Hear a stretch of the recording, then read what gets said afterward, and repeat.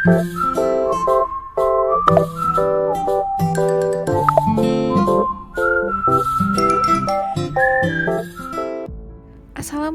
warahmatullahi wabarakatuh.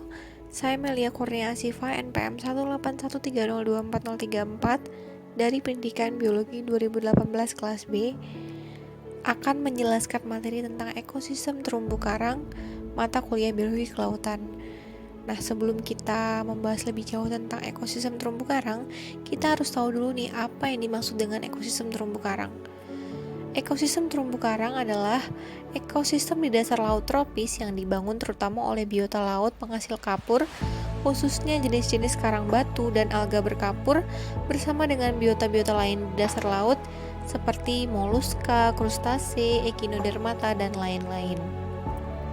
Kemudian, karakteristik ekosistem terumbu karang menurut Hardianto dalam Adriman tahun 2012 menjelaskan bahwa keberadaan terumbu karang ditandai oleh menonjolnya jenis biota yang hidup di dalamnya. Diperkirakan sekitar 0,2% dari luas samudra atau 70,8% permukaan bumi. Sebagian besar terumbu karang tumbuh di perairan tropis yang jernih dan agak dangkal, yaitu kedalaman kurang dari 40 meter pada rentang isotermal 20 derajat Celcius dengan ketersediaan nutrisi yang rendah.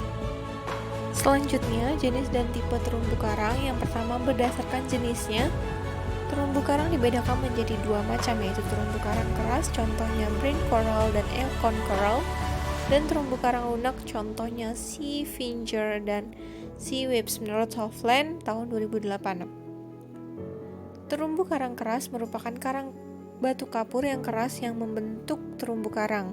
Karang batu ini menjadi pembentuk utama ekosistem terumbu karang. Walaupun terlihat sangat kuat dan kokoh, karang ini sebenarnya sangat rapuh dan mudah hancur dan sangat rentan terhadap perubahan lingkungan. Sedangkan terumbu karang lunak tidak membentuk karang. Kemudian yang kedua adalah berdasarkan bentuknya, tipe terumbu karang dibedakan menjadi 4, yaitu yang pertama, terumbu karang tepi atau fringing reefs, bisa kita lihat pada gambar yang tertera. Yang kedua adalah terumbu karang penghalang atau barrier reefs. Yang ketiga adalah terumbu karang cincin atau atolls, dan yang terakhir adalah terumbu karang datar. Selanjutnya adalah interaksi biota ekosistem terumbu karang.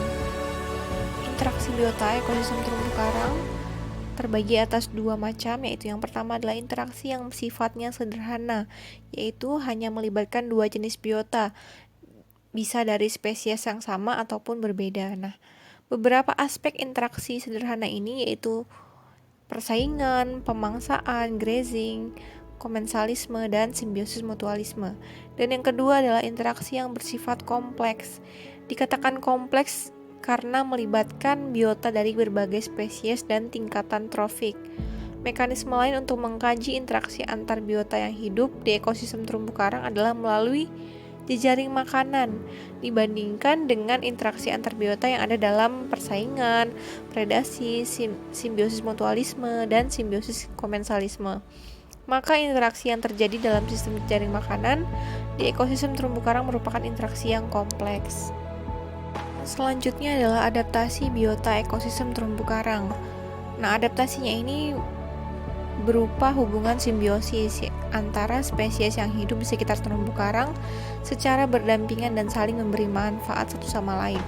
Nah, terumbu karang ini juga dijadikan sebagai tempat untuk mencari makanan dari berbagai jenis ikan dan makhluk laut lainnya, dikarenakan daerah sekitar terumbu karang sangat baik dan subur.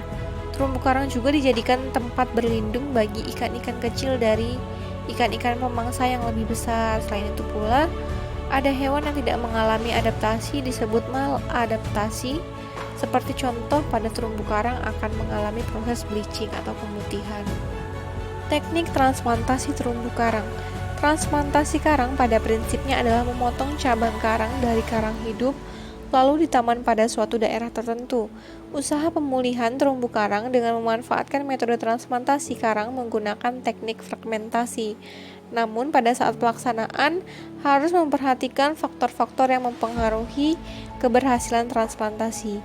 Faktor-faktor tersebut adalah ukuran fragmen, tipe substrat, tempat fragmen diletakkan, dan jenis karang. Kemudian, ada pun cara-cara yang dapat dilakukan untuk melestarikan terumbu karang, yaitu yang pertama adalah identifikasi sumber karang, yang kedua pembiakan terumbu karang, yang ketiga metode transplantasi, dan yang terakhir adalah pengawasan dan pemeliharaan. Kemudian yang selanjutnya adalah metode pemetaan terumbu karang. Metode pemetaan terumbu karang dapat dilakukan bergantung pada tujuan survei, waktu yang tersedia, tingkat keahlian peneliti, dan ketersediaan sarana dan prasarana. Agar hasil survei dapat dipertanggungjawabkan secara ilmiah, maka perlu diperhatikan cara pemilihan keterwakilan lokasi, panjang transek atau sampling, dan banyaknya ulangan yang diperlukan. Kemudian ada beberapa metode yang umum digunakan oleh peneliti dalam menggambarkan kondisi terumbu karang, yaitu yang pertama adalah metode transek garis, yang kedua metode transek kuadrat, yang ketiga metode Mantato, dan yang terakhir adalah metode transek sabuk atau belt transek. Sekian presentasi dari saya. Apabila ada salah dalam penyampaian, saya mohon maaf. Wabillahi taufiq wal hidayah. Wassalamualaikum warahmatullahi wabarakatuh.